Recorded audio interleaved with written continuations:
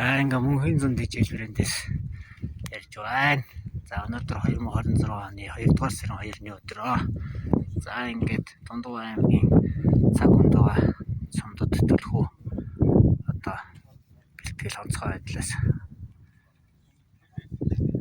дэжээл өвс хивг дарш гүмний бордоо дэжээл бор гэж нэрлэдэг гэх мэтийн зүйлсүүдийг одоо сумдад хуваарлж байна. За энэ хуваарлж байгаа юм мөнхийн зүүн дэжээлбэрээс одоо ингээд 1100 ширхэг мөнхийн зүүн дэжээлийг олгож байна.